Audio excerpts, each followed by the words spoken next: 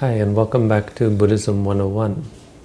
Today we will be talking about the next aspect of the Buddhist teaching, and that is the consequences of our actions. So we've talked about charity, we've talked about morality. The next step is to look at how, sort of the why we should cultivate these good deeds, why we should abstain from unwholesome deeds. This is because our actions have consequences, not only in the immediate sense, but over the long term as well. And Buddhist theory goes that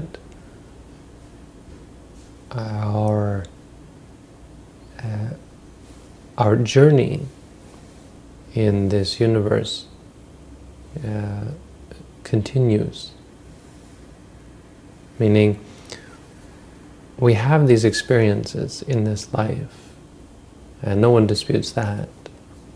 But from a Buddhist point of view, the experiences are the foundation of reality. So the reality around us, the time and space and so on, is actually all conceptual. If you think of time, time is something that you think of. You think of the past, you think of the future. When you think of space, you look at the room. This comes up in the mind. The mind is aware of this space. But the basis of all of that is experience. You're seeing, hearing, smelling, tasting, feeling, thinking. And so those experiences that we have continue moment after moment after moment, and continue even after the breakup of the physical body.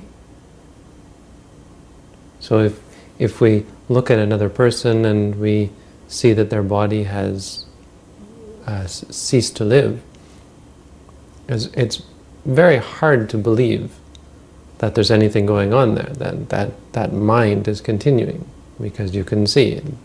All activity has ceased. Now this is if you look at things from an external point of view.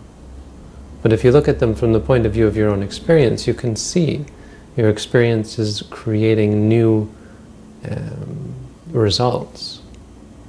So if you're charitable and kind, this creates positive results. If you're moral and ethical, this helps you avoid negative results. If you're on the other hand, greedy, stingy, cruel, and immoral, then likewise this will bring other results. It changes and it creates a new aspect of your existence. Every moment we're creating and we're cultivating habits that not only change the world around us and change our environment, but also turn us and put us on a new pathway. So because of the habits, they change our whole perception and our whole state of being. So this is the reason, this is the significance of our emphasis on wholesome deeds and the avoidance of unwholesome deeds. So practicing charity and cultivating morality. So how it works is when you die, your whole life, they say, flashes before your eyes, right? Well, what this is the things in your mind that are most clear to you, the things in your mind that you hold on most strongly, because the rest of the things becoming insignificant. The rest of your experiences, your day-to-day life, goes out the window. You're not thinking about your shopping, you're not thinking about your laundry. When you're dying, all of these things become insignificant, and so they fade away. What's left is all the really important stuff, and that's why it flashes out. You start to think of all the things you've done to hurt others, or the good things you've done to help others, all the bad things people have done to you or the good things people have done for you. All of the important and emotionally charged aspects of your life come up. And at that moment, the inclination is to cling to something. Absolutely, these are the things that we cling to. So something is going to grab your attention, and you start to react to it. And we do this in our life anyway. When we have a thought, we'll react to it, and we'll say, "Oh yeah, I should do that," and right away we start up a new ambition, a new train, and start on a new journey. The moment of death, you see, all of the physical aspects of our being are shutting down. So they have, they also move out of the picture. You see, so memories of this life and the brain, stops working. All of the thoughts that would come from the brain, and all that's left is this. So in our life, we create new ambitions based on our desires and so on. That's part of it, but much of it is just our brain regurgitating memories and sensory perceptions. All of that is gone. All that we're left with is the mind. So the deeds that we have done become very powerful, and the clinging that goes on becomes the catalyst. It's the only thing left. And so this is why when you start out, if you believe or if you follow Buddhist logic, reason, and thought, you start off with something very simple. As a human being, you'll start off with a simple egg and a sperm, very small, because that's all that you've got. It's just the seed that you want to be a human again, or the idea of being a human, or the desire for human life. If you don't have that, there's different things that happen. For example, if you're full of anger, then when you die and you grasp onto an angry, unpleasant, displeased thought, then you're not born as a human. You're born in a state of anger, a state of pain, a state of suffering. What we would call the equivalent of the Judeo-Christian hell. Now, it's not permanent. These are states that come about based on your bent, your intentions, your mind state when you die. So they last based on that, the power of that desire, just as any mind state, any state that comes from the mind.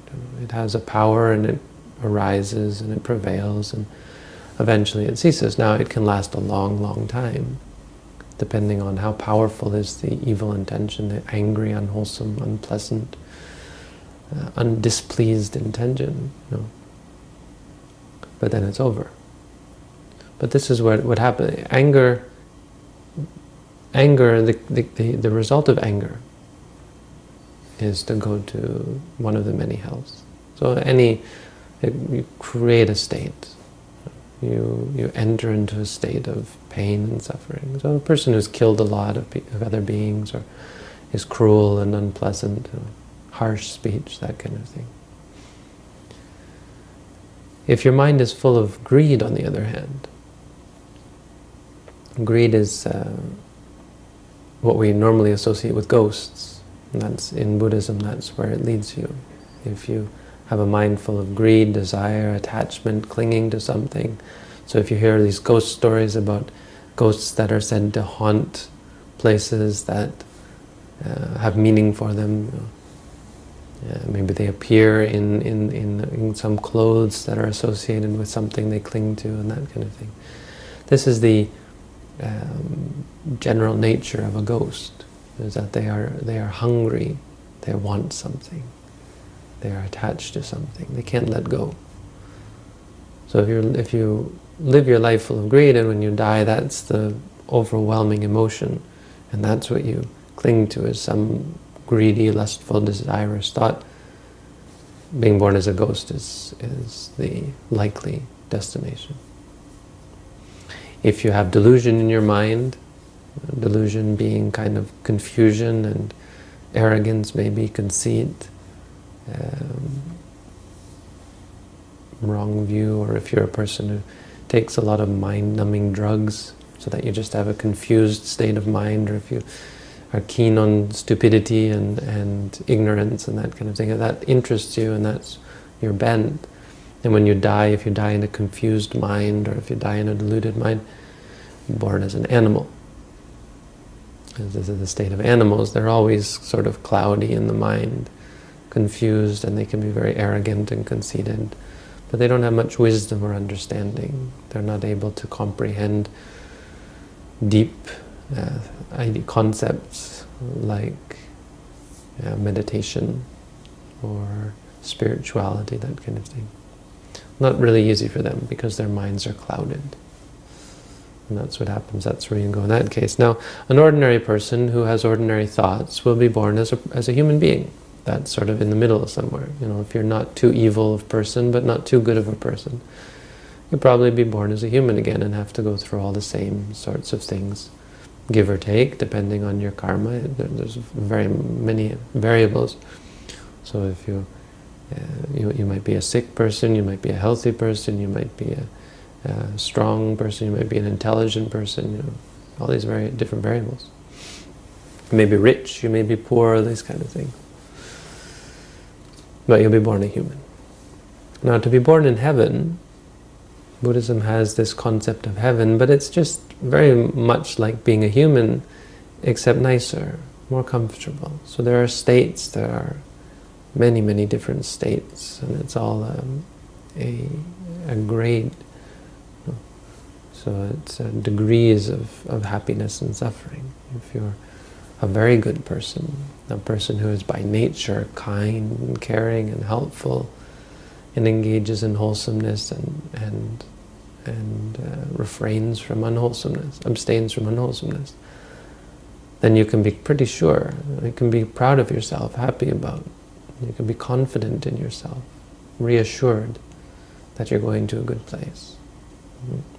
People who are by nature good, who as their default, constantly thinking of ways to do good deeds and are careful to avoid unwholesomeness like killing and stealing and all the things that I talked about in regards to morality. Then they quite easily go to heaven. So these are some of the results of mundane good deeds. Now, important out of all of this, and what we'll talk about next time, is not so much the idea of going to heaven and avoiding going to hell, but really an understanding of how the system works, because it's an important framework on which to base our meditation practice. If we base our meditation practice on external reality, then we start to think of our mental illnesses, our mental problems as being a part of nature or a part of biology, and so not subject to our ability to change. So we lose this sense of self-responsibility, and that's important. It's important to understand that that's not really how it works, that death isn't the end, that we really have a reason to cultivate good and evil beyond just the simple, well, it's what good people do, or it's to live a good life in this life. Because in the end, if death was it, then it would all be pointless. There would be no need to strive or worry or concern yourself about goodness or evil at all. And so that's how many of us live our lives, and as a result we have a lot of problems in this world, because people are all live for the moment, you only live once, these kind of things, and as a result, regardless of what happens to them, we can see the degradation that it causes in the world that we live in. And that should be a sign for us that there's perhaps more to the world than we think, more to the universe than we think. And so this is important for you to examine. Now, you don't have to believe it right off, but I would encourage you to consider that this might be the case, because it's an important part of why we want to, of cultivating the desire to develop meditation practice, which we'll be talking about in upcoming segments of Buddhism 101. But for now, this is just an outline of what happens to us in the future, where we go as a result of our deeds. What are the consequences of good and evil? So thank you for tuning in, wishing you all the best.